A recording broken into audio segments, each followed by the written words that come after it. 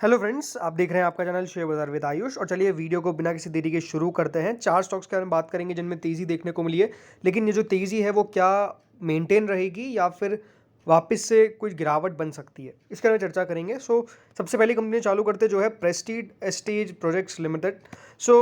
आज करीबन 518.50 पे स्टॉक ने क्लोजिंग दी है। ऑलमोस्ट 28.35 रुपीज़ की तेज़ी थी, 6% ऑलमोस्ट स्टॉक बढ़ा है। और कह सकते हैं जो तेज़ी है वो आफ्टर द फर्स्ट हाफ देखने को मिली है। बाजार के जो आखिरी हाफ में देखने को मिली है, ज़्यादातर शेयर उसी मूव में चलता हुआ नजर आया था जो शुरुआत में नहीं चल रहा था। अचानक से तेज़ी देखने को मिली एंड ओवरऑल वो तेज़ी कायम रही, अपने आप में बड़ी बात है।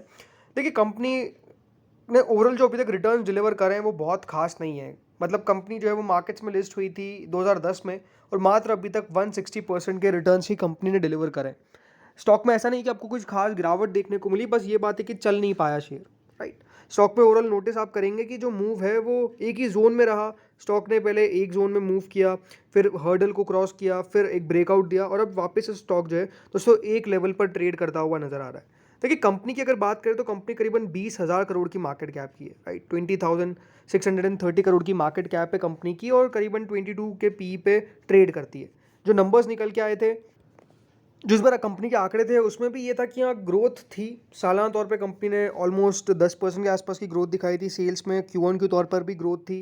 कंपनी का जो मुनाफा था वो भी वो ज़रूर थोड़ा सा घटा था, इसमें कोई दोहराई नहीं। 945 करोड़ से घट के 505 करोड़ पे आया था। लेकिन Q1 के तौर पे कंपनी ने अच्छा प्रदर्शन किया था। 162 करोड़ से बढ़ के 505 करोड़ पे दोस्तों कंपनी का जो प्रॉफिट है वो आ गया था। अब देखिए फ्रेंड्स, ये एक रियल स्टेट कंपनी है, राइट। और रियल स्टेट कंपनीज ने देखा जाए तो रिटर्न्स लोअर ही डिलीवर करें। अब ऐसा क्यों होता है, ये अपने आप में एक बहुत बड़ा क्वेश्चन मार्क है, क्योंकि देखा जाए तो रियल स्टेट की प्रॉपर्टीज़ को अगर आप खरीदने जाओ तो खरीद नहीं पाते, उतने हायर दाम होते हैं। लेकिन स्टॉक्स की अगर बात करें तो डेफिनेटली DLF तक ने रिटर्न्स बहुत कम डिलीवर करें।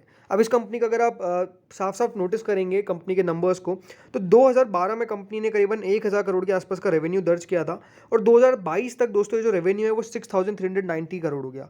इसका मतलब क्या है कि कंपनी का जो रेवेन्यू है वो कम से कम 6 गुना तो बढ़ा ही है। 2021 में तो वो 7,000 करोड़ था, उससे पहले 8,000 करोड़ था। तो एक ग्रोथ कंपनी की कांस्टेंट आ रही थी। जरूर कोविड के बाद आप नोटिस कर सकते हैं कि वो ग्रोथ उस प्रकार की देखने को नहीं मिली, लेकिन फिर 2023 में कंपनी ने जो नंबर्स पेश किए उसमें 8,315 करोड़ का अपना सेल्स रिपोर्ट किया। तो इसमें कोई दोहराई नहीं कि कंपनी ने ग्रोथ दिखाई है, बट स्टॉक उस प्रकार से ग्रो नहीं कर पाया। कंपनी के मार्जिन भी दिखाए तो ठीक ठाक है, हाँ ऊपर नीचे होते रहते हैं, लेकिन हाँ ये जरूर है कि 25% के ऊपर ही रहते हुए हमने ऑलमोस्ट देखे हैं। और जो कंपनी का नेट प्रॉफिट है वो इस बार करीबन 1067 करोड़ का आया। नेट प्रॉफिट जरूर कंपनी का चिंताजनक स्थिति में है। क्यों? बिकॉज कंपनी का जो नेट प्रॉफिट है वो कंटिन्यूसली डिक्लाइन किया। मतलब एक समय पे 550 करोड़ से अचानक से कंपनी का जो मुनाफा है वो 3,000 करोड़ तक शूट अप कर गया, लेकिन उसके बाद 1,215 करोड़ एंड देन 1067 करोड़। तो मेजरली कंपनी का जो प्रॉफिट है वो नीचे आता हुआ नजर आया, जो एक चिंताजनक बात थी। लेकिन अब देखा जाए तो स्टॉक डेफिनेटली कोशिश कर रहा है, क्योंकि एक साफ साफ दिखता है चार्ट पे कि एक हर्डल है जिसको स्टॉक क्रॉस करेगा तो ब्रेकआउट दिखाएगा। टेक्निकली अगर हम देखें स्टॉक में साफ बात है कि एक प्रॉपर कंसोलिडेशन देखने को मिल रहा है, प्रॉपर, राइट। अगर ये अब जिस तरह से तेजी दिखाने की कोशिश कर सकता है, फिर टेक्निकली लग रहा है कि हाँ एक ब्रेकआउट कंफर्म कर देगा जैसे ये इसके ऊपर ट्रेड करेगा, जो है एग्जैक्ट 525।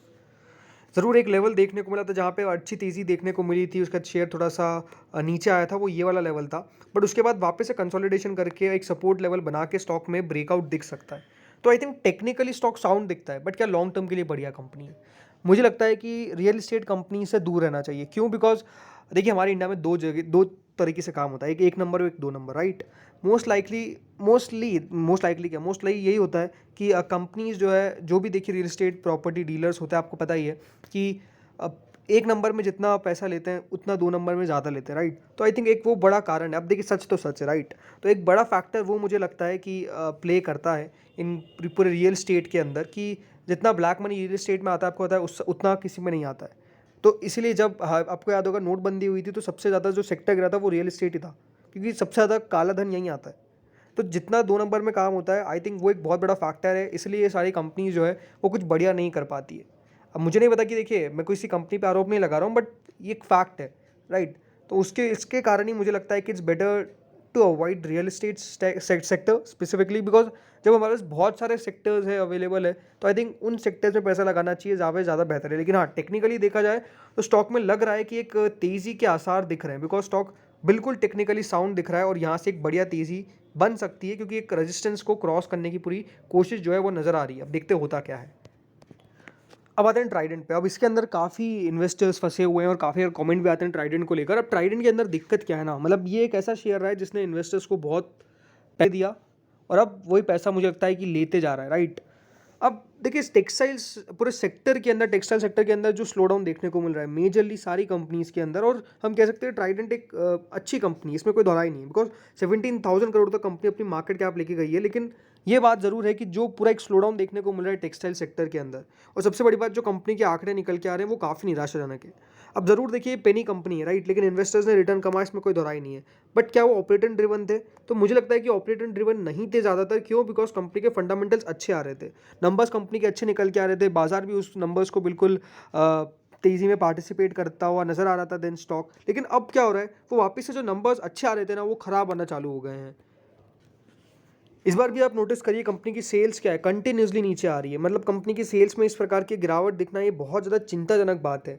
सेल्स गिर रही है तो साफ साफ कंपनी का मुनाफा भी कम होगा। कंपनी का मुनाफा मात्र 131 करोड़ पर आ गया है, और अगर ये 1-2 क्वार्टर्स की बात नहीं है, सबसे बड़ी बात तो यही है। कंपनी की सेल्स आप नोटिस करिए 1680 करोड़, देन 1438, देन वापस से बढ़ी, फिर वापस से घट गई। तो कंपनी की सेल्स अब कांस्टेंट नहीं है। ज़रूर कंपनी ने अपने ऑपरेटिंग प्रॉफिट मार्जिन के ऊपर काम किया है, लेकिन कंपनी का प्रॉफिट भी देखा जाए तो 131 करोड़ का आया, पिछले क्वार्टर से कम था, पिछले साल से कम था, और ग्रोथ नहीं दिख रही है। सबसे इंपॉर्टेंट बात है, पूरे साल भर की अगर मैं बात करता हूँ तो कंपनी ने पिछले साल के मुकाबले इस साल कम सेल्स करी। अब अगर देखा जाए ना ट्राइडेंट का एक लास्ट 4 सालों में ट्रेंड क्या रहा है कि कंपनी ने देखिए 2020 में अच्छी सेल्स की, फिर 2021 में उससे कम की, फिर वापस से अच्छी की, अब वापस से उससे कम की। तो क्या ये ट्रेंड बन चुका है? लेकिन अगर इस प्रकार का ट्रेंड है तो फिर किस प्रकार, मतलब ये देखा जाए तो कोई एग्जैक्ट ट्रेंड नहीं दिखाता है। तो मेरे हिसाब से अभी यही दिख रहा है कि ट्राइडेंट में सबसे बड़ी बात यही है कि नंबर्स की बहुत अनिश्चितता है। मतलब जब नंबर्स इस प्रकार के अनसर्टेन रहेंगे तो मार्केट्स भी समझ नहीं पाएगा, और मार्केट्स क्या करता है, अनसर्टेनिटी में बाजार जो है वो मोस्टली गिराता है उस शेयर को, और एग्जैक्टली वो देखने को मिल रहा है। टेक्निकली हो क्या रहा था ना कि लगातार ट्राइडेंट एक ट्रेंड लाइन में कारोबार कर रहा था लगातार दोस्तों, इसी में देखिए नीचे आता था फिर वापस ऊपर, उसी ट्रेंड लाइन में लगातार काम कर रहा था जो मैंने बना रखी है। लेकिन अब हुआ क्या ना इस बार कि स्टॉक जो है वो ऊपर गया है, राइट। अगर यहाँ पे भी एक ट्रेंड लाइन बना दिया जाए तो स्टॉक में साफ साफ इस बार तेज़ी देखने को मिली है। जो लगातार हम मूव देख रहे थे अब उसके ऊपर मूव ज़रूर चालू हुआ है। लेकिन ये बात ज़रूर है दोस्तों कि अगर पूरे सेक्टर के अंदर रिवाइवल देखने को नहीं मिलेगा तब तक ट्राइडेंट में भी रिवाइवल देखने को नहीं मिलेगा। अब होता क्या ना, बहुत बड़ा स्टॉक जो है वो डेड क्रेडिट बाउंस भी दिखा देते हैं, तो क्या वो है ये कोई बता नहीं सकता है।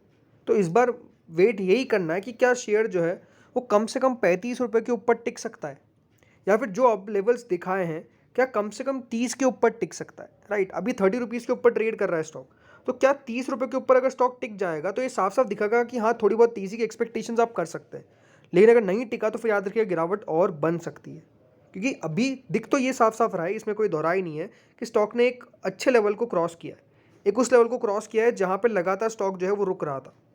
लेकिन अब बेहद ज़रूरी बात यही है कि ये जो लेवल था, राइट, जहाँ पे स्टॉक लगातार रुक रहा था, उस लेवल को जब क्रॉस किया है तो क्या उसके ऊपर टिक भी सकता है या फिर नहीं, ये देखना इंपॉर्टेंट है। नेक्स्ट इज एमएनएम। अब एमएनएम के आज अंदर बहुत बढ़िया तेज़ी देखने को मिली, स्टॉक ऑलमोस्ट 4%, और एमएनएम अगर 4% की तेज़ी दिखाता है तो अपने आप में काफ़ी दमदार है। और शेयर में सबसे बड़ी बात यही है कि आज दोस्तों 52 वीक हाई जो है वो लगता हुआ नजर आया।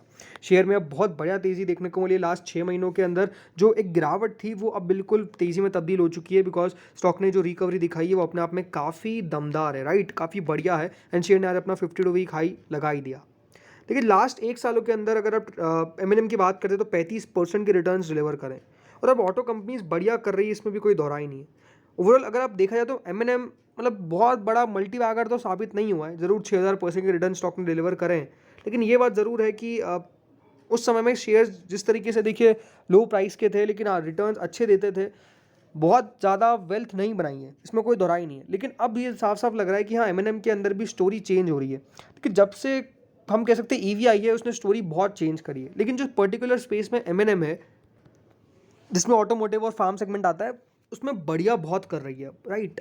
तो ये आई थिंक ये पूरी सिचुएशन जो क्रिएट हुई है वो बढ़िया है। आई थिंक अब एम में मुझे लगता है कि स्टोरी तब भी बढ़िया है। स्टिल देखिए कंपनी जो है वो 15 के पी पे अवेलेबल है। अच्छी बात है कि लगातार प्रॉफिट्स रिपोर्ट कर रही है, अच्छे प्रॉफिट्स रिपोर्ट कर रही है, लगातार सेल्स बढ़ रही है। तो मेरे हिसाब से तो यही है कि हाँ, अब ये स्टॉक ठीक लगता है, लॉन्ग टर्म के हिसाब से बढ़िया है। अगेन मुझे लगता है कि लॉन्गर टर्म के हिसाब से कुछ कंपनी ख़राब नहीं है, पोर्टफोलियो में बनाने लायक है, ये मैं कह सकता हूँ, राइट। अगेन जैसे मैंने कहा कि कोई फाइनेंशियल एडवाइस नहीं है, आपके फाइनेंशियल एडवाइज़र से कंसल्ट करें बिफोर बाइंग और सेलिंग एनी स्टॉक, ये बात ध्यान रखिएगा। Now the last is Westlife Foodworld. आज वेस्ट लाइफ फूड वर्ल्ड सबसे बड़ी बात यही है कि NSE पर लिस्ट हो चुका है। पहले सिर्फ ये BSE स्टॉक था और अब दोस्तों NSE पे भी आज इसकी लिस्टिंग हो गई, सबसे बढ़िया बात है। अब वेस्टलाइफ फूडवर्क्स के इसीलिए स्टॉक को लिया बिकॉज आज लिस्टिंग हुई थी, तो क्या कोई इसका रब ऑफ देखने को मिलेगा स्टॉक की तेज़ी पे? आज ज़रूर तेज़ी थी, लेकिन ये एक ऐसी कंपनी रही है जिसने इन्वेस्टर्स के बहुत अच्छे पैसे बनाए, बहुत कम समय के अंदर स्टॉक ने अच्छा किया है, राइट। इन्वेस्टर्स का अगर आप रिटर्न देखेंगे, जो स्टॉक 281 पे लिस्ट हुआ था 2019 में, उसके बाद से ऑलमोस्ट 200% स्टॉक चल चुका है और नंबर्स भी कंपनी के काफ़ी बेहद अच्छे निकल के आ रहे हैं, इसमें कोई दोहराए नहीं है। मुझे लगता है कि स्टॉक में जो तेज़ी देखने को मिली लास्ट एक महीने के अंदर 5% के आसपास की, वो भी बढ़िया है, क्योंकि एक रिकवरी आई है, क्योंकि जो गिरावट थी उसके बाद स्टॉक ने अच्छा खासा रिकवर किया। और अभी अभी अभी बात यही है कि देखिए ज़रूर बहुत हाई वैल्यूएशन पे ट्रेड करता है, बट आई थिंक मार्केट इस सेगमेंट को प्रीमियम देता है। सबसे बढ़िया बात यही है कि मार्केट काफ़ी इस सेगमेंट को प्रीमियम देता है, भले इसमें कोई सी भी कंपनी हो, देवयानी हो, ये सब कंपनीज बढ़िया धीरे धीरे करके कर रही है। अभी भी देखिए उस प्रकार का कंपनी के प्रॉफिट्स नहीं आ रहे, इसमें कोई दोहराई नहीं है, लेकिन हाँ, ये मान के चला जाता है कि आने वाले समय के अंदर जिस तरह से अपनी ये स्टोर्स को इंक्रीज़ कर रहे हैं, ये एक बहुत बड़ा फैक्टर है कि ये सारी कंपनीज काफ़ी बढ़िया मेरे हिसाब से बने रहना चाहिए। कोई दिक्कत वाली बात नहीं है वेस्ट लाइफ फूड वर्क्स के अंदर भी। इस वीडियो में इतना ही था, होपफुली बढ़िया लगा होगा। Thank you friends for watching this video.